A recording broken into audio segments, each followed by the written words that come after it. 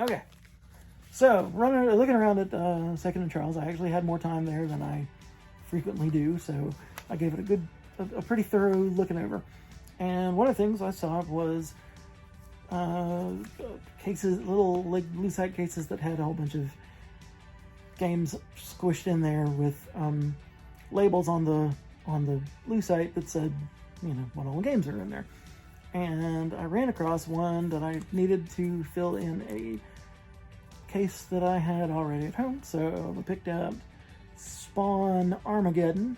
It's not especially a great price for it, but it's a good price and it's fine. I'm glad to have it. It's one of the games featuring Todd McFarlane's hellish comic hero Spawn. This one is actually supposed to be pretty decent, if I remember correctly. So yeah, Spawn Armageddon. So looking around at the other Lucite cases, I ran across a couple of them that kind of made my head turn. And one of them said, well, one of them had this as the first thing, as the one game that was visible, and it didn't have labels all over it to show what all games are in here. It just had one label on the Lucite that said $5 Dreamcast games. So I didn't know what was behind Carrier here, but I knew I wanted Carrier for $5. I usually don't mess with loose games, but $5. Heck yeah, give me some $5 Dreamcast games. So long story short, they had $5 Dreamcast games and another case with $5 Sega Saturn games. しようぜ。オッケー。行こう行こう。お前ら今日はやったよ。任しとけ。セガと三四郎。通れよ。そうだよ。セガタ三四郎。セガサターンしろ。 And I took the cases up to the guy. I was like, hey, can you crack these open so I can see what all you have in there for $5? And he did. And I bought all the Dreamcast games that they had and most of the Saturn games. I came in with like 8 and 4, I think. So we'll take a look. Well, we'll start with the Saturn just to get them out of the way. We have Wing Arms. I don't know anything about it, but it's for the Sega Saturn and it's $5. I assume you fly possibly World War I fighter planes. There you go. Like I said, I don't mess with loose discs much, but games for the Dreamcast and the Saturn are crazy expensive sometimes, so to come across one loose even for $5 is just something you can't pass up. We have Battle Stations, something from EA, and it's $5. So yeah, for the Saturn games, I left behind the handful of sports games that were in there. Speaking of sports, like it was like NHL 97, I think was in there, which I think that's the one I already have for the Saturn. Doesn't matter. Anyway, there were a couple of games I left. A tennis game that I left, and yeah, a couple of just regular sports games. But anything that wasn't sports, I was like all about it. So Battle Stations, and then after that we have Last Bronx, which is a fighting game that I actually have the Japanese version of this, and I've never been able to, haven't been able to play it yet because I can't get my my off-brand action replay thing to work that is supposed to make it play all region games, or Japanese games at least. So I randomly found the American version for $5. And it's a cool fighting game. It's got cool backgrounds and fighting and stuff.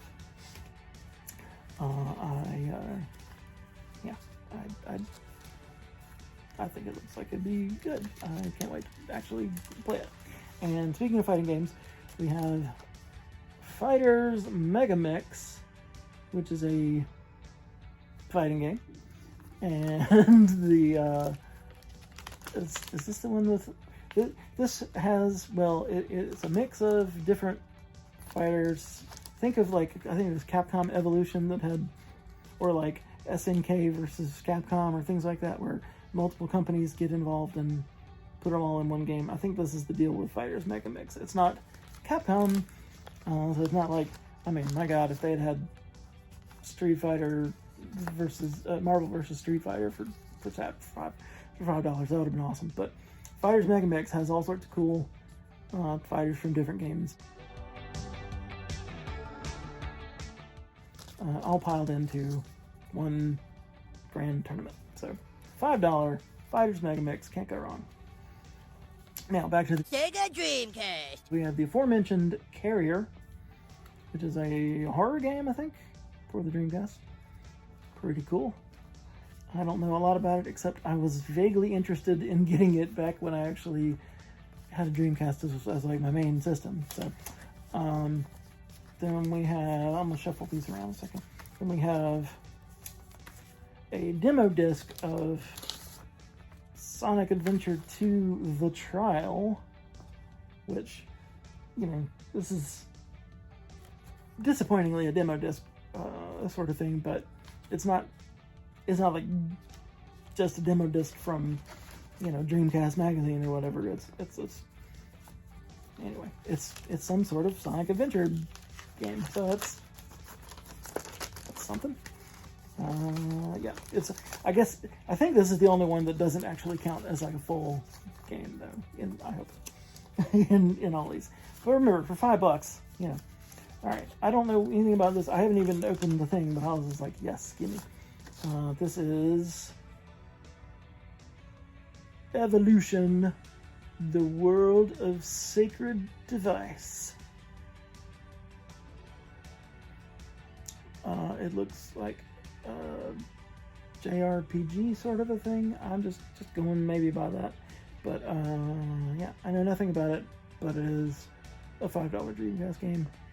I hope it's not like bootleg or whatever, because I know there was a ton of Dreamcast bootlegs back in the day. But did they have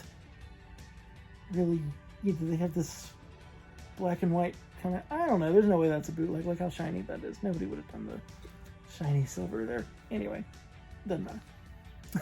Evolution: World of Sacred Device. Now I have it for my Dreamcast device for $5.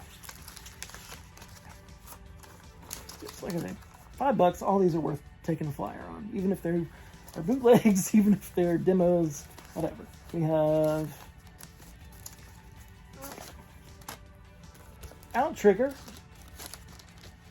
not Outrigger, like the boat. Outrigger, International Counter-Terrorist Special Forces. So some sort of action game for the Dreamcast. I don't think I've ever heard of that one.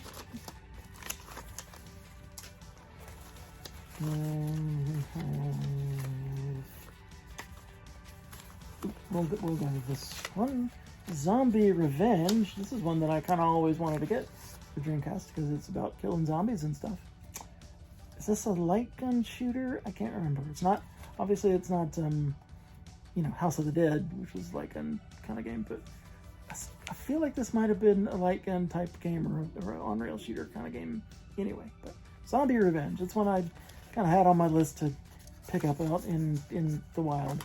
Anyway, so getting it for $5 is a real win. And continuing to win, we have Dynamite Cop. This is one that is definitely a good pickup. I'm pretty sure this is a another on-rail shooter. I think this may be the. I think they may have taken the Die Hard arcade game and turned it into Dynamite Cop for the Dreamcast. Something like that. I could be wrong, but something like that. Anyway, Dynamite Cop! Dynamite Cop! Exclamation point. Respect the exclamation point. Yeah, for $5. Yes. Always got to add to the Dreamcast collection. And I don't have any. Oh, I sort of know. I think I see what this is. This has whatever it is 2 discs of something. So that's good. It came with both discs. And like, is this the One Piece symbol? You guys tell me. I don't know. Is this One Piece?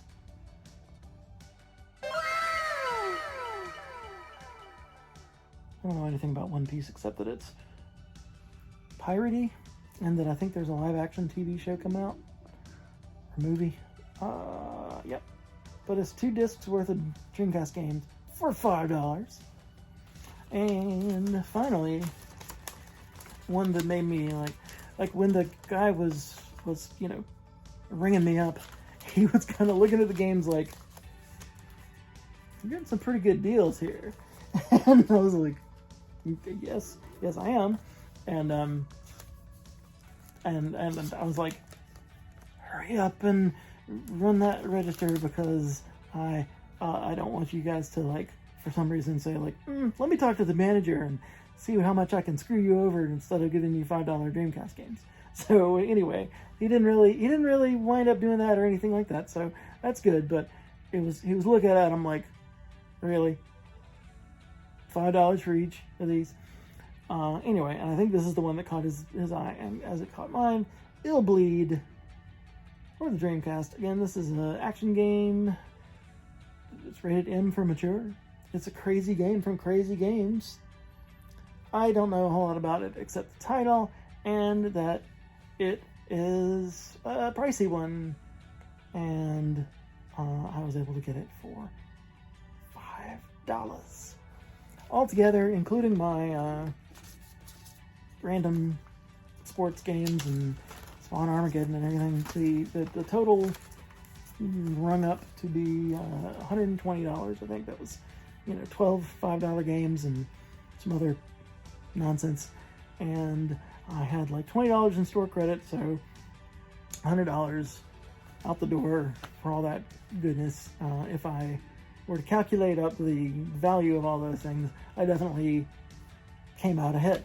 I guess value is in the eye of the beholder, though, and you have to like sell the games to make it actually worth anything. So it's worth only what somebody will pay for it. So I don't know if I'm going to sell. Like, I could sell, I don't know, I could sell It'll Bleed and pay for everything and make a profit, but then I wouldn't have It'll Bleed.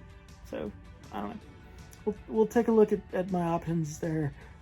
But one way or another, even if I don't sell any of them other than like that PSVR demo and things like that I already had, one way or another, I got a whole lot of great games added to the collection for not very much money, and that's the idea.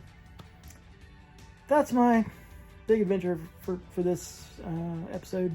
Thanks for watching, and hopefully we'll have more fun pickups coming very soon. Bye.